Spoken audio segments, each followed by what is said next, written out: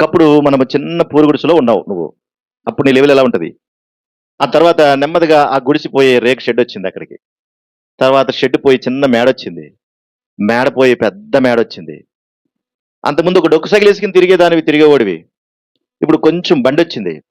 ఇప్పుడు బండి పోయి మరలా కారొచ్చింది. అంటే నీ లెవెల్ ఏమైపోయింది రోజు రోజుకి? ఒకప్పుడు చిరిగిపోని చొక్కా, చిరిగిపోని ప్యాంటేసుకొని, ఒకే ఒక్క చీర కట్టుకొని తిరిగే నీకు ఈ రోజున కొన్ని వందల జతలు బీరువాల నిండా ఉన్నాయి.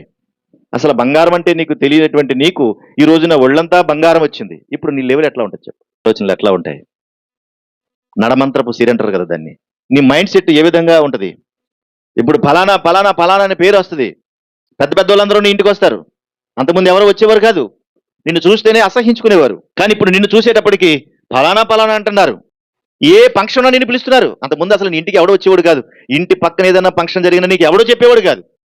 కానీ ఇప్పుడు ఊళ్ళో వాళ్ళందరూ చుట్టాలే నీకు. ఎవరొచ్చినా శుభలేఖ ఫస్ట్ శుభలేఖ నీకేస్తున్నామంటారు. అంటే నీ లెవెల్ మారిపోయింది. నీ కీర్తి నీ ఊరంతా వ్యాపించేసింది. అప్పుడు నువ్వు ఎలా ఉంటావు? అప్పుడు నీ స్థితి ఎలా ఉంటది? అప్పుడు నీ పేరు ఎవరికీ తెలియదు. కానీ ఇప్పుడు నీ పేరు ఊరంతా తెలిసిపోయింది. పొరుగురులకు కూడా వెళ్ళిపోయింది. అప్పుడు నీ లెవెల్ ఎలా ఉంటది? బండి ఉన్నప్పుడు ఒకలాగున్నావు, సైకిల్ ఉన్నప్పుడు ఒకలాగున్నావు, రేక్ షెడ్ లో ఉన్నప్పుడు ఒకలాగున్నావు, మేడలో ఉన్నప్పుడు ఒకలాగున్నావు. నీ లెవెల్ ఏమైపోయింది రోజు రోజుకి? మారిపోయింది. అప్పుడు మాట్లాడే విధానం వేరు, ఇప్పుడు మాట్లాడే విధానం వేరు. అప్పుడు చేసే పనులు వేరు, ఇప్పుడు చేసే పనులు వేరు. అప్పుడు తినే తిండి వేరు, ఇప్పుడు తినే తిండి వేరు. అప్పుడు నడిచే నడక వేరు, ఇప్పుడు నడిచే నడక వేరు. అప్పుడు ఆలోచనలు వేరు, ఇప్పుడు ఆలోచనలు వేరు. అప్పుడు ఉద్దేశాలు వేరు, ఇప్పుడు ఉద్దేశాలు వేరు. ఎందుకంటే అప్పుడు నీకంటూ ఏమీ లేదు. నీ కీర్తి అంటే ఎవరికీ తెలియదు, నువ్వెవరో కూడా ఎవరికీ తెలియదు. కానీ ఇప్పుడు మొత్తం ఊరంతా పాకిపోయేటప్పటికి నీ కీర్తి మారిపోయింది, నీ లెవెల్ మారిపోయింది, నీ పద్ధతులు మారిపోయింది, నువ్వు తినే విధానం మారిపోయింది, నీ స్నేహితులు మారిపోయారు, అందరూ మారిపోయారు. ఇప్పుడు నీ పరిస్థితి ఏమవుతుంది? అతడు దేవుణ్ణి ఆశ్రయించెను, అతడు యెహోవాను ఆశ్రయించినంత కాలము దేవుడు అతనిని వర్ధిల్లజేసెను అన్నాడు. అంటే ఎవరిని ఆశ్రయించాడు? దేవుణ్ణి ఆశ్రయించాడు.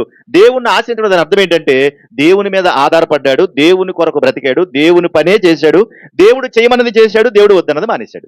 ఇప్పుడు నేమనుకుంటాం, దేవుడే కదా తన హస్తంతో నన్ను నడిపించాడు, దేవుడే కదా నన్ను బతికించాడు, దేవుడే కదా నాకు ఈ స్థితినిచ్చాడు అని అనుకుంటావా? కనీసం ఆ ఆలోచన అన్నా వస్తుందా? మన మాటలు తీర్లన్నీ మారిపోతూ ఉంటాయి. నిజంగా అలాంటి భౌతికమైనటువంటి స్థితే ఉజ్జియాకు వచ్చింది.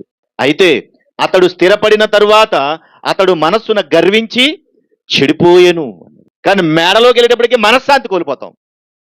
ప్రేమలు ఉంటాయి, అందులో ఆప్యాయతలు ఉంటాయా, మంచి చెడ్డలు ఉంటాయా, పలకరించేవాడు ఉంటాడా, మాట్లాడేవాడు ఉంటాడా? అంటే ఎవరి బతుకులు ఆలవైపోతాయి.